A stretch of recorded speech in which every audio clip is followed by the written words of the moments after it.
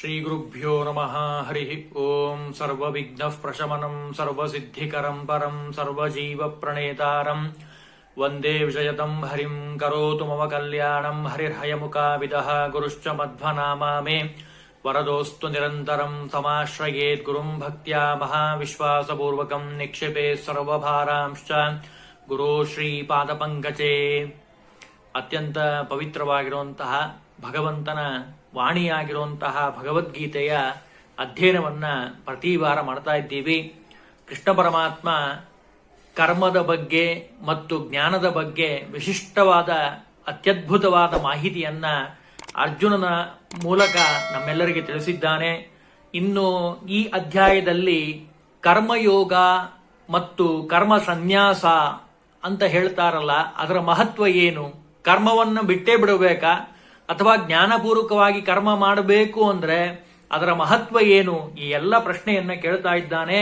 ಆ ಪ್ರಶ್ನೆಗಳಿಗೆ ಕೃಷ್ಣ ಪರಮಾತ್ಮ ಉತ್ತರವನ್ನು ನೀಡ್ತಾ ಇದ್ದಾನಂತೆ. ಹೇಗಿರಬೇಕು ನಮ್ಮ ಕರ್ಮಗಳು, ಕರ್ಮ ಸನ್ಯಾಸ ಮತ್ತು ಕರ್ಮಯೋಗ ಅಂತ ಎರಡಿದೆ. ಇವೆರಡೂ ಮೋಕ್ಷಕ್ಕೆ ಸಾಧನವಾಗಿರುವಂಥದ್ದು ಅಂತ ಹೇಳ್ತಾರೆ. ಕರ್ಮ ಸನ್ಯಾಸನೂ ಬೇಕು, ಕರ್ಮಯೋಗನೂ ಬೇಕು. ಹೇಗೆ ಅಂದ್ರೆ ಒಂದು ನಾಣ್ಯಕ್ಕೆ ಎರಡು ಮುಖಗಳಿದ್ದಂತೆ ಅಂತ ಹೇಳ್ತಾರೆ. ಕರ್ಮಯೋಗ, ಕರ್ಮ ಸನ್ಯಾಸ. ಸಾಂಖ್ಯ ಮತ್ತು ಯೋಗಗಳನ್ನ ಬೇರೆ ಬೇರೆ ಅಂತ ಕೆಲವರು ಹೇಳ್ತಾರೆ, ಅವಿವೇಕಿಗಳು, ಸರಿಯಾಗಿ ತಿಳಿಯದಿದ್ದವರು. ಆದರೆ ಪಂಡಿತರು ಹಾಗೆ ಹೇಳೋದಿಲ್ಲ ಅಂತಾನೆ ಭಗವಂತ. ಸಾಂಖ್ಯಯೋಗೋ ಪೃಥಗ್ಲಾಭ ಪ್ರವದಂತಿ ನ ಪಂಡಿತಾಹ. ಪಂಡಿತರಾಗಿರುವಂಥವರು ಇದು ಎರಡೂ ಬೇರೆ ಅಂತ ಹೇಳೋದಿಲ್ಲಪ್ಪ. ಏಕಂ ಸಾಂಖ್ಯಂ ಚ ಯೋಗಂ ಯಂ ಚ ಯೋಗಂ ಚ ಯಃ ಪಶ್ಯತಿ ಸ ಪಶ್ಯತಿ ಅಂತ ಹೇಳ್ತಾನೆ ಕೃಷ್ಣ ಪರಮಾತ್ಮ 5ನೇ ಅಧ್ಯಾಯದಲ್ಲಿ. ಸಾಂಖ್ಯ ಮತ್ತು ಯೋಗ ಎರಡೂ ಒಂದೇಪಾ.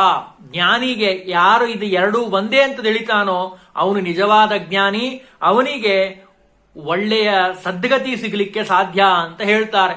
ಅಂದ್ರೆ ಕೃಷ್ಣ ಪರಮಾತ್ಮ ಇನ್ನೊಂದು ಮಾತು ಹೇಳ್ತಾನೆ, ನೈವ ಕಿಂಚಿತ್ ಕರೋಮಿತಿ ಯುಕ್ತೋ ಮನ್ನೇತ ತತ್ವವಿತ ಪಶ್ಯನ್ ಶೃಣನ್ ಸ್ಪೃಶನ್ ಜಿಗ್ರನ್ ಗಚ್ಚನ್ ಸ್ವಪನ್ ಶ್ವಸನ್. ಎಷ್ಟೆಲ್ಲ ಹೇಳಿದ್ದಾನೆ ನೋಡ್ರಿ ಕೃಷ್ಣ ಪರಮಾತ್ಮ. ನೋಡೋದಾಗಿರಬಹುದು, ಕೇಳೋದಾಗಿರಬಹುದು, ಸ್ಪರ್ಶಿಸೋದಾಗಿರಬಹುದು ಅಂದ್ರೆ ಮುಟ್ಟೋದು, ವಾಸನೆ ತೆಗೆದುಕೊಳ್ಳೋದಾಗಿರಬಹುದು, ತಿನ್ನೋದು, ಸಂಚರಿಸೋದು, ಮಲಗೋದು, ರೆಪ್ಪೆ ಹಾಕೋದು, ಇಂದ್ರಿಯಗಳ ವ್ಯಾಪಾರ ಅಂತ ನಾವೇನ್ ಹೇಳ್ತೀವಲ್ಲ, ಅದೆಲ್ಲ ಭಗವಂತನ ಒಂದು ಆಜ್ಞೆಯಿಂದ ನಡೆಯುವಂಥದ್ದಪ್ಪ. ಅವನೊಬ್ಬನೇ ಸ್ವತಂತ್ರನಾಗಿರುವಂಥವನು. ಪ್ರಲಪನ್ ವಿಸೃಜನ್ ಎಲ್ಲ ಹೇಳ್ತಾರೆ ವಿಸ್ತಾರವಾಗಿ. ಅಂತಹ ಸ್ವತಂತ್ರನಾಗಿರುವಂತಹ ಭಗವಂತ ಎಲ್ಲವನ್ನ ಮಾಡಿಸ್ತಾನೆ ಅಂತ ಯಾರು ತಿಳಿತಾರಲ್ಲ ಅವನು ನಿಜವಾದ ಜ್ಞಾನಿ. ಇನ್ನೊಂದು ಮಾತು ಹೇಳ್ತಾನೆ ಭಗವಂತ, ಈ ಎಲ್ಲ ಕರ್ಮಗಳನ್ನು ನಾವೇನ್ ಮಾಡ್ತಾ ಇದ್ದೀವಲ್ಲ, ನೋಡೋದಾಗಿರ್ಬೋದು, ಕೇಳೋದಾಗಿರ್ಬೋದು, ತಿನ್ನೋದು, ಸಂಚರಿಸೋದು, ಮಲಗೋದು, ಊಟ ಮಾಡೋದಾಗಿರ್ಬೋದು, ಎಲ್ಲವೂ ಭಗವಂತನೇ ನಿಂತು ಮಾಡಿಸ್ತಾನೆ. ಅವನಿಗೆ ಇವೆಲ್ಲ ನನ್ನ ಪೂಜಾ ರೂಪದಲ್ಲಿ, ಅಂದ್ರೆ ಭಗವಂತನಿಗೆ ಇವೆಲ್ಲ ಪೂಜೆ ಅಂತ ಅನ್ಕೊಂಡು ಯಾರು ಇದನ್ನ ಮಾಡ್ತಾರೋ ಅವನಿಗೆ ಯಾವ ಕರ್ಮವೂ ಕರ್ಮದ ಲೇಪ ಅಂಟೋದಿಲ್ಲ. ಬ್ರಹ್ಮಣ್ಣಾಧ್ಯಾಯ ಕರ್ಮಾಣಿ ಸಂಗಂ ತ್ಯಕ್ವಾ ಕರೋತಿಯಃ ಲಿಪ್ಯತೆ ನಸ ಪಾಪೇನ ಪದ್ಮಪತ್ರ ಮೀಮಾಂಬಸ. ಪದ್ಮಪತ್ರ ಕಮಲದ ಹೂವು ನೀರಿನಲ್ಲೇ ಇರ್ತದೆ, ಅದನ್ನು ಎತ್ತಿದ್ರೆ ಒಂದು ಹನಿ ನೀರು ಅಂಟಿರೋದಿಲ್ಲ. ಹಾಗೆ ಭಗವಂತನ ಒಂದು ಆಜ್ಞೆಯಿಂದ ಭಗವಂತನೇ ನಿಂತು ಮಾಡಿಸ್ತಾನೆ ಅಂತ ಯಾರು ಹೇಳ್ತಾರೋ ಅವರಿಗೆ ಯಾವ ಕರ್ಮಗಳ ಲೇಪ ಅಂಟೋದಿಲ್ಲ. ಮಹಾಜ್ಞಾನಿಗಳಾಗಿರುವಂತಹ ಜಗನ್ನಾಥದಾಸರು ತಮ್ಮ ಒಂದು ಪದ್ಯದಲ್ಲಿ ತಿಳಿಸ್ತಾರೆ ಭಗವಂತನ ಒಂದು ಮಹಿಮೆಯನ್ನ. ಈ ರೀತಿಯಾಗಿ ಕೃಷ್ಣ ಪರಮಾತ್ಮ ಏನ್ ಹೇಳ್ತಾ ಇದ್ದಾನಲ್ಲ, ಆ ರೀತಿಯಾಗಿ ಅನುಸಂಧಾನ ಮಾಡಿದ್ರೆ ಭಗವಂತನ ಅನುಗ್ರಹ ಹೇಗಾಗತ್ತೆ ಅಂತ ಒಂದು ಹರಿಕಥಾಮೃತಸಾರದಲ್ಲಿ ಪದ್ಯದಲ್ಲಿ ಹೇಳ್ತಾರೆ. ವಿಭೂತಿ ಸಂಧಿಯಲ್ಲಿ, ಏನು ಮಾಡುವ ಕರ್ಮಗಳು ಲಕುಮಿ ನಿವಾಸನ. ಭಗವಂತನಿಗೆ ನೀವೇನೇನ್ ಕರ್ಮ ಮಾಡ್ತಿರೋ ಅದೆಲ್ಲ ಭಗವಂತನಿಗೆ ಅರ್ಪಿಸಿ, ಭಗವಂತನಿಗೆ ಅರ್ಪಣೆ ಮಾಡಬೇಕು. ಅನುಸಂಧಾನ ಪೂರ್ವಕದಿಂದ ಸಂದೇಹಿಸದೆ ದಿನದಿ ಪ್ರತಿನಿತ್ಯ ನೀವು ಮಾಡುವಂತಹ ಎಲ್ಲ ಕರ್ಮಗಳನ್ನ ಭಗವಂತನಿಗೆ ಭಕ್ತಿಯಿಂದ ಸಮರ್ಪಣೆ ಮಾಡಬೇಕಂತೆ. ಕೃಷ್ಣ ಹೇಳಿರೋ ಮಾತನ್ನೇ ಅವರು ಅಚ್ಚ ಕನ್ನಡದಲ್ಲಿ ನಮ್ಮೆಲ್ಲರಿಗೆ ತಿಳಿಯೋ ಹಾಗೆ ಹೇಳಿದ್ದಾರೆ. ಯಾರು ಈ ರೀತಿ ಕರ್ಮಗಳನ್ನ ಭಗವಂತನಿಗೆ ಸಮರ್ಪಣೆ ಮಾಡ್ತಾರೋ ಅವರಿಗೆ ಹೇಗೆ ಅನುಗ್ರಹ ಮಾಡ್ತಾನೆ ಭಗವಂತ, ಅದನ್ನು ಉದಾಹರಣೆ ಹೇಳ್ತಾರೆ. ಮಾನನಿಧಿ ಕೈಗೊಂಡು ಸುಖ ವಿತ್ತನವರತ ಸಂತೈಪ ತೃಣಜಲ ತೇನು ತಾನುಂಡನವರತ ಪಾಲ್ ಗರಬ ತೆರನಂತೆ. ಎಷ್ಟು ಒಳ್ಳೆ ಉದಾಹರಣೆಯನ್ನು ಕೊಟ್ಟಿದ್ದಾರೆ. ಹಳ್ಳಿಯಲ್ಲಿರೋರಿಗೆ ಚೆನ್ನಾಗಿ ಗೊತ್ತಾಗತ್ತೆ. ಆಕಳಿಗೆ ಹುಲ್ಲನ್ನ ಹಾಕ್ತಾರೆ, ಹಾಕೋದೇನು ಹುಲ್ಲು ಹಾಕ್ತಾರೆ, ಆದ್ರೆ ಅದು ಏನ್ ಕೊಡುತ್ತೆ ನಮಗೆ?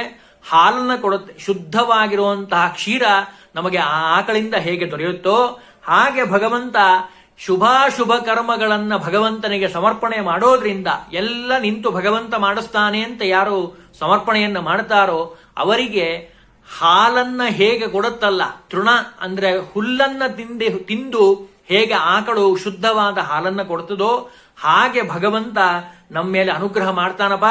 ಅಂತಹ ಭಗವಂತನ ಮಹಿಮೆ ಅಪಾರವಾಗಿರೋದು ಅಂತ ಜಗನ್ನಾಥದಾಸರು ತಮ್ಮ ಪದ್ಯದಲ್ಲಿ ಅಂದ್ರೆ ಹರಿಕಥಾಮೃತ ಸಾರದಲ್ಲಿ ಈ ಮಹಿಮೆಯನ್ನ ತಿಳಿಸ್ತಾರೆ, ಭಗವಂತನ ಅದ್ಭುತವಾದ ಮಹಿಮೆಯನ್ನ. ಇಷ್ಟೇ ಅಲ್ಲ, ಇನ್ನು ಯಾರು ಭಗವಂತನ ಅನುಗ್ರಹದಿಂದ ಎಲ್ಲ ಕರ್ಮಗಳು ಅವನೇ ಮಾಡಿಸ್ತಾನೆ ಅನ್ನೋದ್ರ ಜೊತೆಗೆ ಈ ರೀತಿನೂ ಅನುಸಂಧಾನವನ್ನು ಮಾಡಬೇಕಂತೆ. ಮಾತರಿಶ್ವನು ದೇಹ ರಥದೊಳು ಸೂತನಾಗಿಹ ಸರ್ವಕಾಲದಿ ಶ್ರೀತರುಣಿ ವಲ್ಲಭ ರಥಿಕನೆಂದರಿದು ನಿತ್ಯದಲ್ಲಿ ಪ್ರೀತಿಯಿಂದಲಿ ಪೋಷಿಸುವ ವಾತ. ಎಷ್ಟು ಸುಂದರವಾಗಿ ನಮಗೆ ಉದಾಹರಣೆಯನ್ನು ಕೊಟ್ಟಿದ್ದಾರೆ ಅಂದ್ರೆ, ಈ ಶರೀರ ಇದೆಯಲ್ಲ, ಈ ಶರೀರನೇ ಒಂದು ರಥ ಅಂತ ಅನ್ಕೋಬೇಕಂತೆ.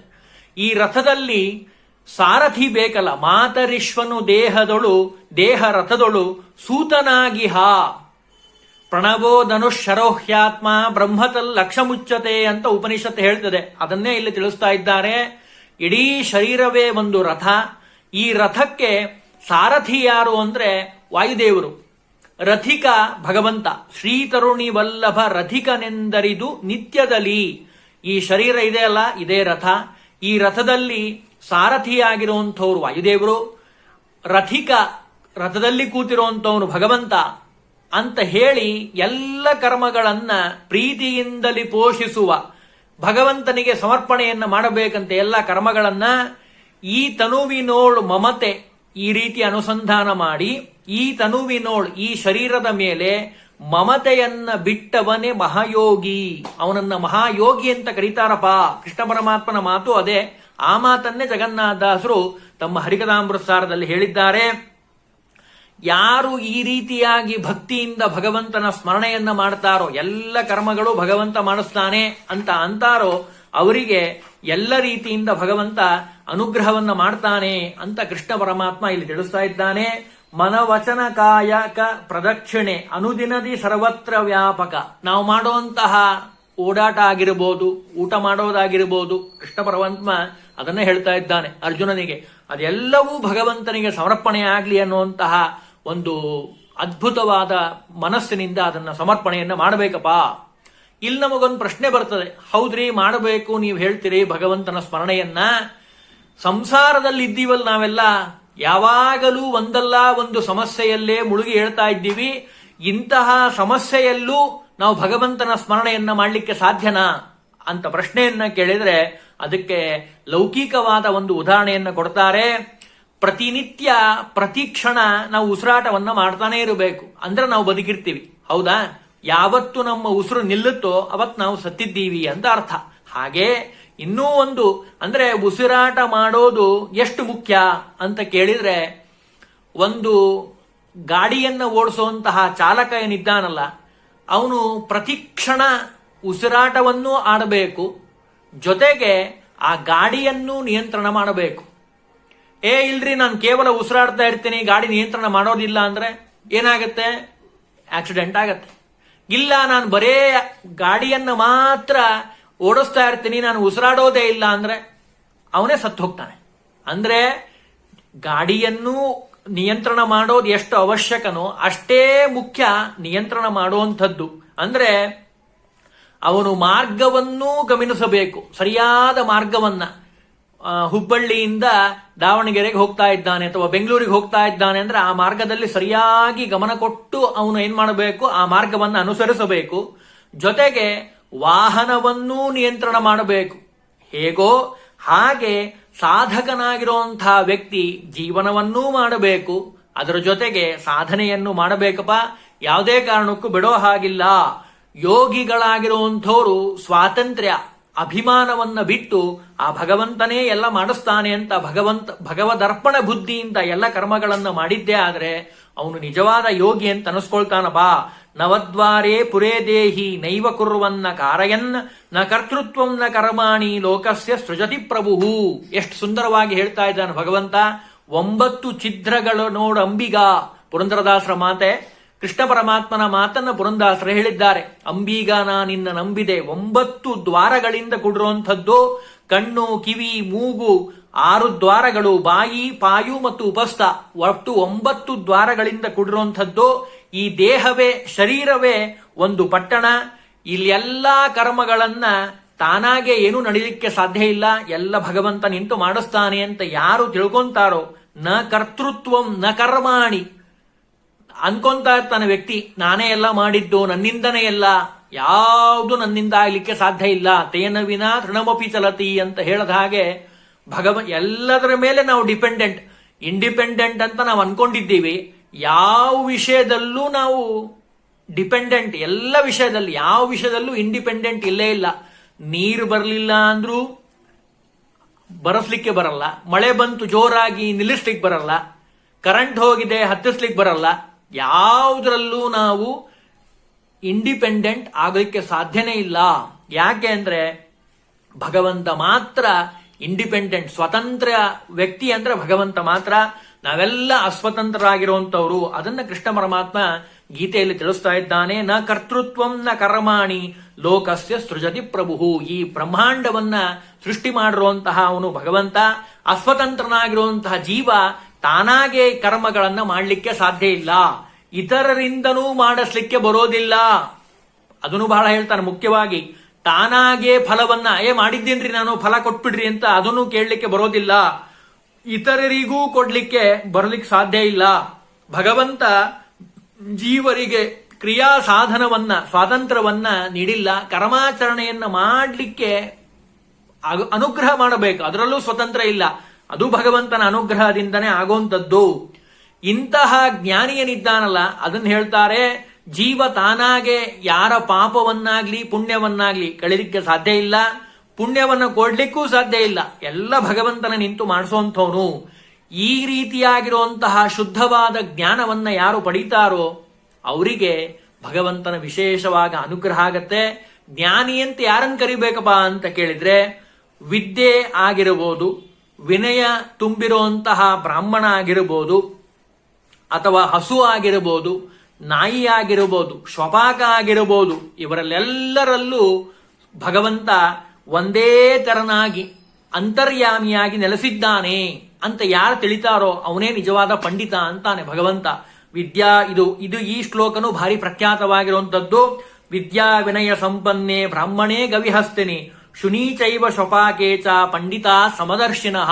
ಯಾರನ್ನ ಪಂಡಿತ ಅಂತ ಕರೀಬೇಕು ಅಂದ್ರೆ ಕೃಷ್ಣ ಪರಮಾತ್ಮ ಹೇಳ್ತಾ ಇದ್ದಾನೆ, ಜ್ಞಾನಿಯಲ್ಲೂ ಭಗವಂತನ ಸನ್ನಿಧಾನ ಇದೆ, ಹಸುವಿನಲ್ಲೂ ಇದೆ, ಶ್ವಪಾಕನಲ್ಲೂ ಇದ್ದಾನೆ. ಶ್ವಪಾಕ ಅಂದ್ರೆ ಮಾಂಸವನ್ನ ಬೇಯಿಸಿ ತಿನ್ನುವಂತಹ ವ್ಯಕ್ತಿ, ಅವನಲ್ಲೂ ಭಗವಂತನ ಸನ್ನಿಧಾನ ಇದೆ. ಇಲ್ಲೊಂದು ಪ್ರಶ್ನೆ ಬರುತ್ತೆ, ಹಾಗಾದ್ರೆ ಭಗವಂತ ಎಲ್ಲಾ ಕಡೆ ಇದ್ದಾನಲ್ಲ ಮತ್ತೆ ಅಂತ ಅಂದ್ರೆ ಹೇಗೆ ಸಾಧ್ಯ, ಇದನ್ನು ಹೇಗೆ ತಿಳಿಯೋದು ಹೇಗೆ ಅಂತ ಕೇಳಿದ್ರೆ, ಒಂದು ಲೌಕಿಕವಾದ ಉದಾಹರಣೆ ಕೊಟ್ರೆ ಚೆನ್ನಾಗಿ ಗೊತ್ತಾಗುತ್ತೆ.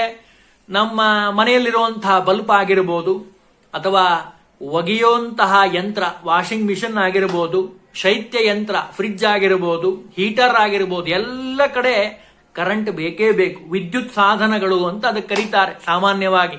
ಎಲ್ಲ ಸಾಧನಗಳಲ್ಲಿ ವಿದ್ಯುತ್ ಇದ್ರೆ ಮಾತ್ರ ಅದು ಕೆಲಸ ಮಾಡಲಿಕ್ಕೆ ಸಾಧ್ಯ. ಯಾವ್ಯಾವ ಪದಾರ್ಥಗಳಲ್ಲಿ ವಿದ್ಯುತ್ ಹರಿತದೋ ಆ ಎಲ್ಲ ಪದಾರ್ಥಗಳು ವಿದ್ಯುತ್ತಿಂದ ನಡೆಯುವಂಥದ್ದು. ಇಲ್ಲಿ ಸೂಕ್ಷ್ಮತೆಯನ್ನು ತಿಳಿಬೇಕಾಗಿರುವಂಥದ್ದು ಏನು ಅಂದ್ರೆ, ಎಲ್ಲ ಪದಾರ್ಥಗಳು ಅವೆಲ್ಲ ವಿದ್ಯುತ್ತಿಂದ ನಡೆಯೋದಾದ್ರೂ ಆಯಾ ವಸ್ತುಗಳ ಸಾಮರ್ಥ್ಯಕ್ಕೆ ಅನುಗುಣವಾಗಿ ಹೇಗೆ ವಿದ್ಯುತ್ತಿನಿಂದ ಆ ಪದಾರ್ಥಗಳು ಕೆಲಸವನ್ನ ಮಾಡ್ತಾವೋ ಹಾಗೆ ಇವರೆಲ್ಲರಲ್ಲೂ ಭಗವಂತ ಇದ್ದಾನೆ. ಆದರೆ ಅವರವರ ಯೋಗ್ಯತಾನುಸಾರವಾಗಿ ಕೆಲಸವನ್ನ ಮಾಡಿಸ್ತಾನೆ. ವಾಷಿಂಗ್ ಮಿಷಿನ್ ಮಾಡೋ ಕೆಲಸವನ್ನ ಶೈತ್ಯ ಯಂತ್ರ ಫ್ರಿಡ್ಜ್ ಮಾಡೋದಿಲ್ಲ, ಫ್ರಿಡ್ಜ್ ಮಾಡೋ ಕೆಲಸವನ್ನ ಫ್ಯಾನ್ ಮಾಡೋದಿಲ್ಲ. ಆಯಾ ಪದಾರ್ಥಗಳಲ್ಲಿ ವಿದ್ಯುತ್ ಒಂದೇ, ಭಗವಂತನೂ ಒಬ್ಬನೇ, ಎಲ್ಲ ಕಡೆ ಇದ್ದಾನೆ ಭಗವಂತ. ಆದರೆ ಅವರವರ ಯೋಗ್ಯತಾನುಸಾರವಾಗಿ ಕೆಲಸವನ್ನ ಮಾಡಿಸ್ತಾನೆ ಅನ್ನೋದಕ್ಕೆ ಇದು ಉದಾಹರಣೆಯನ್ನು ತೆಗೆದುಕೊಳ್ಳಬೇಕು. ಎಲ್ಲೇ ಇದ್ದರೂ ಎಲ್ಲಾ ಕಡೆ ಇದ್ದಂತಹ ಭಗವಂತ, ಅವನ ಸಾಮರ್ಥ್ಯ ಒಂದೇ ತೆರನಾಗಿರುವಂಥದ್ದು, ಏನೂ ಬದಲಾವಣೆ ಆಗೋದಿಲ್ಲ. ಬ್ರಹ್ಮಜ್ಞಾನಿ ಆಗಿರುವಂಥವನು ಹಿತ ಆದಾಗ ಬಹಳ ಸಂತೋಷ ಪಡೋದಾಗ್ಲಿ ಅಥವಾ ಹಿಗ್ಗೋದಾಗ್ಲಿ ಮಾಡೋದಿಲ್ಲ. ಅಹಿತ ಆಯ್ತು, ದುಃಖ ಆಯ್ತು, ಕಷ್ಟ ಬಂತು ಅಂತ ಹೇಳಿ ಕುಗ್ಗಿ ಹೋಗೋದಿಲ್ಲ. ಸದಾ ಭಗವಂತನನ್ನ ನೆನೆಸ್ತಾ ಇದ್ದಾನೆ. ಆ ರೀತಿಯಾಗಿ ನೆನೆಸುವಂಥವನು ನಿಜವಾದ ಜ್ಞಾನಿಯಪ್ಪ. ಏಹಿ ಸಂಸ್ಪರ್ಶಜ ಭೋಗ ದುಃಖಯೋ ನಯೋ ಏವತೆ. ಅಂದ್ರೆ ಸುಖ ಆದಾಗ ಬಹಳ ಕುಣಿದಾಡ್ಬಿಡೋದು, ದುಃಖ ಆಯ್ತು ಅಂತ ಹೇಳಿ ಹೊರಲಾಡಿ ಅಳೋದು, ಇವನ್ನೆಲ್ಲ ಮಾಡೋದಿಲ್ಲ. ಆದ್ಯಾವಂತಹ ಕೌಂತೆಯ ನತೇಶು ರಮತೆ ಬುಧಃ. ಬುಧಃ ಅಂದ್ರೆ ಜ್ಞಾನಿ. ಜ್ಞಾನಿಯಾಗಿರುವಂಥವನು ಒಂದೇ ತರನಾಗಿರ್ತಾನಪ್ಪ. ಯಾವುದೇ ಕಾರಣಕ್ಕೂ ಆಚಾರ್ಯರ ಮಾತು ಇಲ್ಲಿ ಸ್ಮರಣೆ ಮಾಡಬೇಕು. ತದಲಂಬಹುಲೋಕ ವಿಚಿಂತನಯ ಪ್ರವಣಂ ಕುರುಮಾನಸ ಮೀಶಪದೇ. ಬಹಳಷ್ಟು ಸಂಸಾರದಲ್ಲೇ ಮುಳುಗಿ ಮುಳುಗಿ ಹೇಳ್ತಾ ಇದ್ದೀಯಾ, ಸಾಕು. ತದಲಂಬಹುಲೋಕ ವಿಚಿಂತನಯ, ಲೋಕದ ಚಿಂತೆಯನ್ನ ಬಿಟ್ಟು ಏನ್ ಮಾಡಬೇಕು? ಪ್ರವಣಂ ಕುರುಮಾನಸ ಮೀಶಪದೇ, ಭಗವಂತನ ಪಾದಾರವಿಂದವನ್ನ ಸ್ಮರಣೆ ಮಾಡು. ಇದೇ ಮಾತನ್ನೇ ಪ್ರಹ್ಲಾದರಾಜರು ಭಾಗವತದಲ್ಲಿ ನಾವು ಕೇಳ್ತೀವಿ. ಪ್ರಹ್ಲಾದರಾಜರ ಬಾಯಿಂದ ಬಂದಿರುವಂತದ್ದು, ರಾಯಃ ಕಲತ್ರಂ ಪಶವಸ್ಸುತಾದಯ ಗ್ರಹಾಮಹೀ ಕುಂಜರ ಕೋಶಭೂತಯ ಸರ್ವೇರ್ಥ ಕಾಮ ಕ್ಷಣಭಂಗುರಾಯುಷಃ ಕುರುವಂತಿ ಮರ್ತಸ್ಯ ಕಿಯತ್ ಪ್ರಿಯಂ ಚಲಾಹ. ನಾವೇನ್ ಅನ್ಕೊಂಡಿದ್ದೀವಲ್ಲ, ಸಂಪತ್ತಾಗಿರ್ಬೋದು, ನಮ್ಮನ್ನ ಕೈ ಹಿಡಿದಿರೋರಾಗಿರ್ಬೋದು, ಅಂದ್ರೆ ಹೆಂಡತಿ ಅಥವಾ ಗಂಡ ಆಗಿದ್ರೆ, ಪಶುಗಳಾಗಿರ್ಬೋದು, ಮಕ್ಕಳಾಗಿರ್ಬೋದು, ಮನೆ ಆಗಿರ್ಬೋದು, ಭೂಮಿ, ಕುಂಜರ ಆನೆ ಆಗಿರಬಹುದು, ಕೋಶ ದುಡ್ಡು ಬೆಳ್ಳಿ ಬಂಗಾರ ಆಗಿರಬಹುದು, ಇವೆಲ್ಲವೂ ನಶ್ವರವಾಗಿರುವಂಥದ್ದು. ಯಾವ ಪದಾರ್ಥವೂ ಶಾಶ್ವತ ಅಲ್ಲ. ಈ ಶರೀರವೇ ಶಾಶ್ವತವಲ್ಲ. ಹಿಂದೆಲ್ಲ ಗೀತೆಯಲ್ಲಿ ಕೃಷ್ಣ ಭಗವಂತ ಹೇಳಿದ್ದಾನೆ. ಹಾಗಾಗಿ ಯಾವುದೇ ಕಾರಣಕ್ಕೂ ದೇಹವನ್ನ ತೊರೆಯುವಂತಹ ಮುಂಚೆ ಸಾಧನೆಯನ್ನ ಮಾಡಲಿಕ್ಕೆ ಪ್ರಯತ್ನವನ್ನ ಮಾಡಬೇಕು. ಕೋಳು ಹೋಗದ ಮುನ್ನ ಕೋಟೆ ರಕ್ಷಿಸಬೇಕು ಅಂತ ಹೇಳ್ತಾರಲ್ಲ, ಹಾಗೆ ಆ ದಾಸವಾಣಿಯನ್ನ ನಾವು ಯಾವಾಗಲೂ ಸ್ಮರಣೆಯನ್ನ ಮಾಡಬೇಕಪ್ಪ. ದೇಹ ಅಳಿಯೋಕ್ಕಿಂತ ಮುಂಚೆ ಶಕ್ನೋತಿಹ ಯಸೋಡುಂ ಪ್ರಾಕ್ಷರೀರ ವಿಮೋಕ್ಷಣಾತ್, ಈ ಶರೀರ ಬಿಡೋಕ್ಕಿಂತ ಮುಂಚೆ ಕಾಮಕ್ರೋಧೋದ್ಭವಂ ವೇಗಂ ಸಯುಕ್ತ ಸ ಸುಖೀ ನರಹ, ಕಾಮವನ್ನ ಕ್ರೋಧವನ್ನ ಕಳೆದುಕೊಂಡು ಆ ಭಗವಂತನ ಅನುಗ್ರಹವನ್ನ ಪಡಿಲಿಕ್ಕೆ ಪ್ರಯತ್ನವನ್ನ ಮಾಡಬೇಕು. ಶರೀರ ಹರಣ ಹಿಂಗದ ಮುನ್ನ ಹರಿಯ ಸೇವೆಯ ಮಾಡಿ ಪರಗತಿಗೆ ಸಾಧನ ಮಾಡಿಕೊಳ್ಳೋ. ಕನಕದಾಸರು ಬಹಳ ಸುಂದರವಾಗಿ ಇದೇನು ಮಾತಿದನೋ ಕೃಷ್ಣನ ಮಾತನ್ನೇ ಕನ್ನಡದಲ್ಲಿ ನಮ್ಮೆಲ್ಲರಿಗೆ ತಿಳಿಯೋ ಹಾಗೆ ಹೇಳಿದ್ದಾರೆ. ಹರಣ ಅಂದ್ರೆ ಈ ಶರೀರ, ದೇಹ. ಹರಣ ಹಿಂಗದ ಮುನ್ನ ಹರಿಯ ಸೇವೆಯ ಮಾಡಿ ಪರಗತಿಗೆ ಸಾಧನ ಮಾಡಿಕೊಳ್ಳೋ. ಕರುಣ ನಿಧಿಗಾಗಿ ನೆಲೆಯಾದಿ ಕೇಶವನ ಚರಣ ಕಮಲ ಭಜಿಸಿ ಸುಖಿಯಾಗೋ ಮರುಳೆ. ಆರು ಸಂಗಡ ಬಾಹೋರಿಲ್ಲ ನಾರಾಯಣನ ನಾಮ ನೆರೆಬಾಹುದಲ್ಲದೆ ಆರು ಸಂಗಡ ಬಾಹೋರಿಲ್ಲ. ಕೃಷ್ಣ ಪರಮಾತ್ಮನ ಮಾತನ್ನ ಕನಕದಾಸರು ನಾವು ನುಡಿಯಲ್ಲಿ ಕಾಣ್ತೀವಿ. ದೇಹ ಅಳಿಯೋಕ್ಕಿಂತ ಮುಂಚೆ ಕಾಮಕ್ರೋಧಾದಿಗಳ ಸೆಳೆತವನ್ನ ಗೆಲ್ಲಬೇಕಪ್ಪ.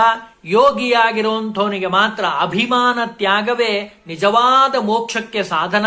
ಅಭಿಮಾನ ನಂದು ಅನ್ನುವಂತಹ ಅಭಿಮಾನದಿಂದನೇ ದುಃಖ ಆಗ್ಲಿಕ್ಕೆ ಸಾಧ್ಯ. ನೀನು ಕೌರವರನ್ನೆಲ್ಲ ನನ್ನವರು, ನನ್ನ ಸಂಬಂಧಿಕರು, ನನ್ನ ಅಣ್ತಮ್ಮಂದ್ರು, ನನ್ನ ಸೋದರ ಮಾವಂದ್ರು, ನನ್ನ ಅಳಿಯಂದ್ರು ಅನ್ನುವಂತಹ ಅಭಿಮಾನ ಏನಿದೆ ಅಲ್ಲ, ಅದೇ ನಿನಗೆ ಶತ್ರುವಾಗಿರುವಂಥದ್ದು. ಆ ಅಭಿಮಾನವನ್ನ ಬಿಟ್ಟುಬಿಡು. ಕಾಮಕ್ರೋಧಗಳನ್ನ ತ್ಯಜಿಸು. ಯಾಕೆ? ರಜೋಗುಣ ಸಮುದ್ಭವ, ರಜೋಗುಣದಿಂದ ಕೂಡಿರುವಂಥದ್ದು. ಅದನ್ನ ಬಿಟ್ಟಾಗ ಅವನು ನಿಜವಾದ ಜ್ಞಾನಿ, ಕರ್ಮಯೋಗಿ ಅಂತ ಅನಿಸ್ಕೊಳ್ತಾನಪ್ಪ ಅಂತ ಈ ಅಧ್ಯಾಯದಲ್ಲಿ ಕೃಷ್ಣ ಪರಮಾತ್ಮ ಸಂದೇಶವನ್ನ ನೀಡ್ತಾ ಇದ್ದಾನೆ. ಆ ಮೋಕ್ಷವನ್ನ ಬಯಸುವಂತಹ ವ್ಯಕ್ತಿ ಮನಸ್ಸು ಮತ್ತು ಬುದ್ಧಿಗಳ ವಿಷಯದಲ್ಲಿ ಹಿಡಿತದಲ್ಲಿ ಇರಬೇಕಪ್ಪ. ಆಗ ರಾಗದ್ವೇಷಾದಿಗಳನ್ನ ಮೆಟ್ಟಿ ಅವನು ಭಗವಂತನ ಅನುಗ್ರಹವನ್ನು ಪಡಿಲಿಕ್ಕೆ ಸಾಧ್ಯ.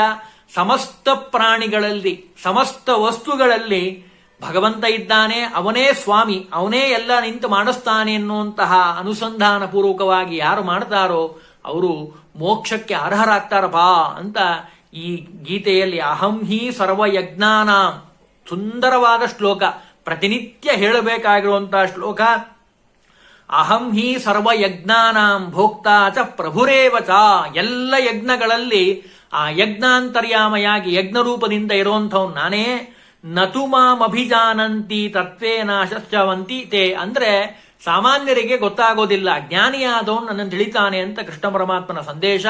ಸನ್ಯಾಸಿ ಮತ್ತು ಯೋಗಿ ಅದರ ಒಂದು ವ್ಯತ್ಯಾಸವನ್ನ 6ನೇ ಅಧ್ಯಾಯದಲ್ಲಿ ತಿಳಿಸ್ತಾನೆ. ಅದನ್ನು ಮುಂದಿನ ವಾರ ತಿಳಿಯಲಿಕ್ಕೆ ಪ್ರಯತ್ನವನ್ನ ಮಾಡೋಣ.